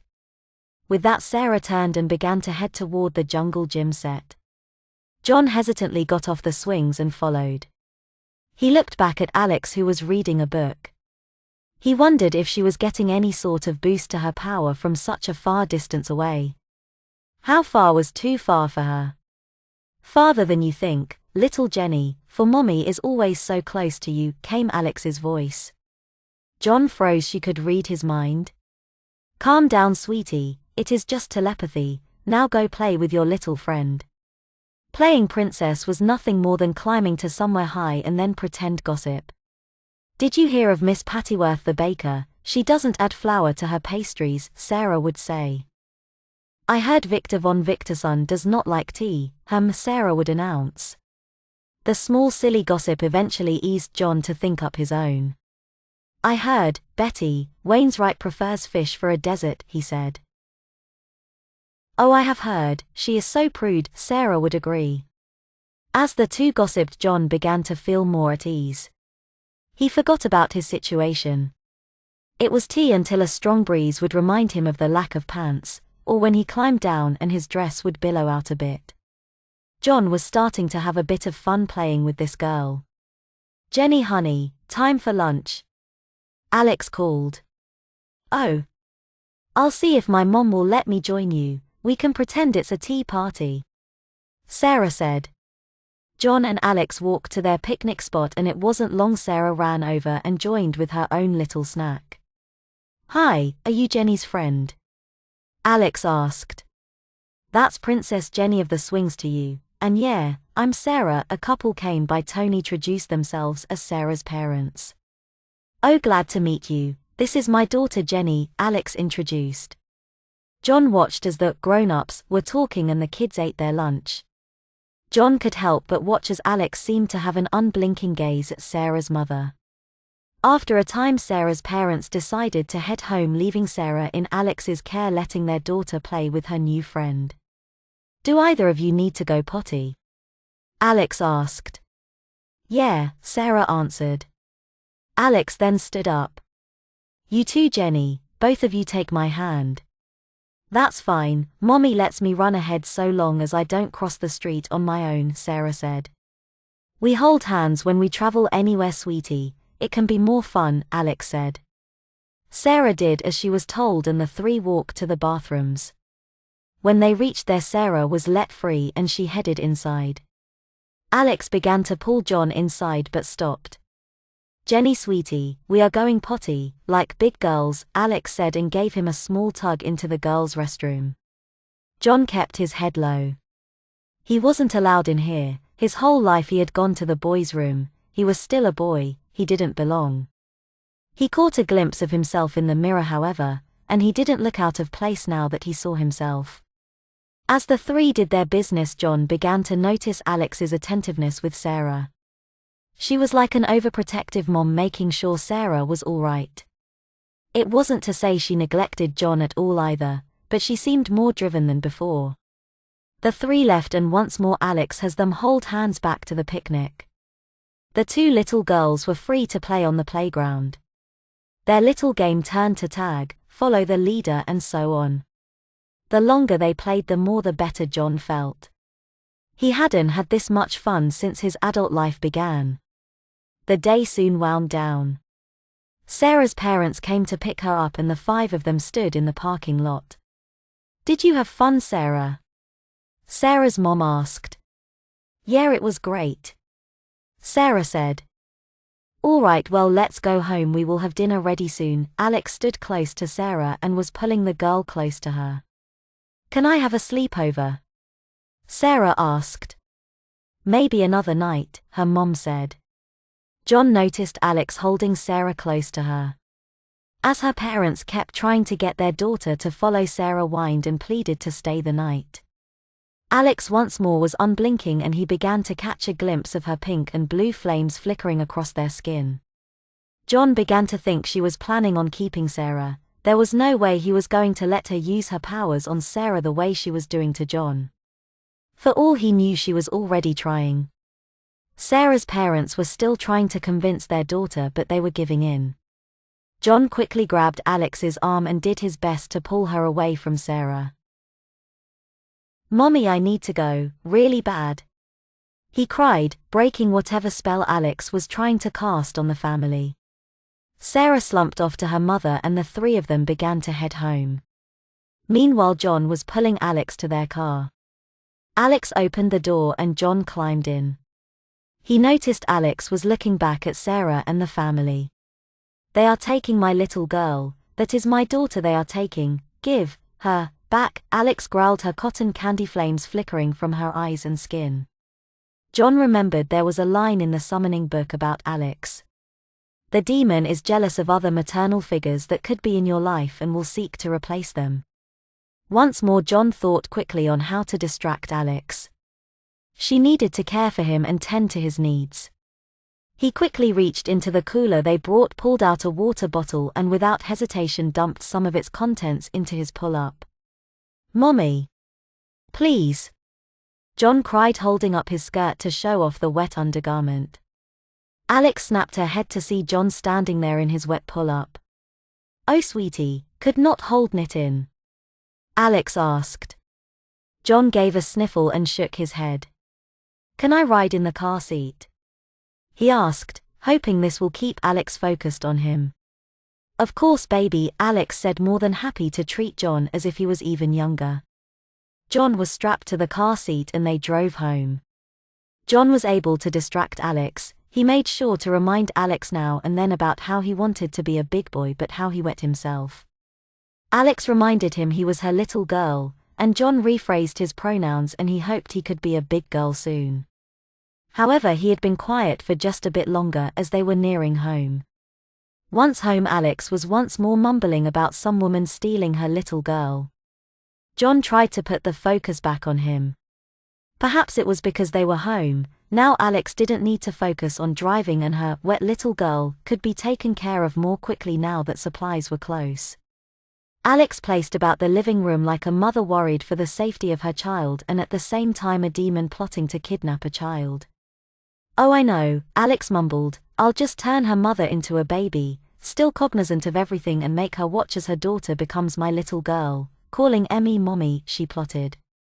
John couldn't let Alex free. He couldn't let her do whatever she wanted. She had to focus on their game. John watched as she continued to pace, fidget and curse under her breath, much more like a frustrated teenager than worried mother. And that was it, whoever said she couldn't be the little girl. John gathered up his courage for what he was about to do, stare down a literal demon. "Young lady, this is not," he began with a firm stomp of his foot. Alex turned around and he felt the ever-presence of hatred from her charging down at him. He faltered, unsure exactly what to tell her. You should go to your room." "Should I?" Alex questioned, cocking her head to one side. John needed to stand his ground. She wasn't going to be moved easily. "You are acting childish. Go to your room, until dinner is ready," he demanded. Alex seemed to flinch, but she didn't move. "You think you can talk to Emmy that way?" John gathered all his courage and pushed himself to stand up to her. If he had to look up and shout like a little girl mimicking her mother, that he would. He strode up to Alex and in a few short steps was looking down at her and pointed toward her bedroom door. "Got your room, young lady, now." His voice boomed like thunder, a tone he rarely heard from himself unless he was upset. Alex shrank back a bit looking up at him. She gave a deep breath, her pale complexion returning to the crimson it was. She turned and sulked to her room. John stood on the hallway for a moment, feeling a cool victorious sensation wash over him. It was more the feeling of him being barely dressed. His feet busted out and off the shoes he wore.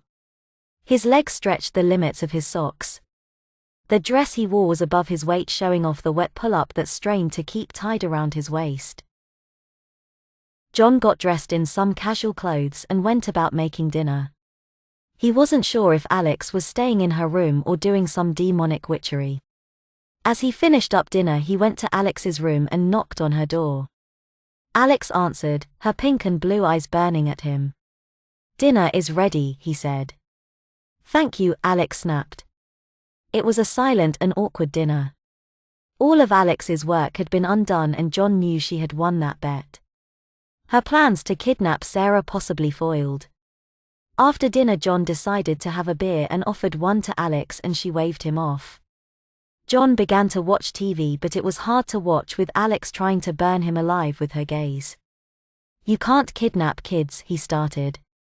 "That is my daughter they took from me." Alex roared, cotton candy-colored flames erupted around her. More of her demonic form was revealed. Her hooves came back. Chestnut hair covering her ankles, slender legs to which a tail coiled about like an agitated snake. John noticed that the tip of her tail was shaped like a pacifier with a white substance that dripped a bit. Alex's horns were out as well, they curled from the back of her head around her head like a circlet and curved up by her temple. She was taller, her horns almost scraping the ceiling. "She is not your daughter." John stood up, still dwarfed by Alex, but he wasn't going to let her walk over him. "Go to your room, young man," Alex said, giving a stomp of her hoof that demanded obedience.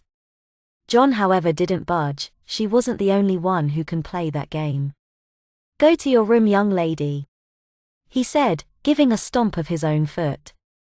The two stood there, a pair of adults on the verge of announcing a divorce. "Our deal, our game, is between you and me, no one else," John calmly yet angrily said. "You keep your hands off others until I win." Alex grinned, the brooning fire in her eyes as he void black slits of pupils sucked in the flames they also spat out. "Or lose," she hissed. "You are right, our game is just between you and me, and once I win, that mother, her daughter, her father, 3 more little ones for me to take care of." "So, you are trying to turn me into a child, a baby," John said. Alex's grin stretched beyond human capabilities and she laughed.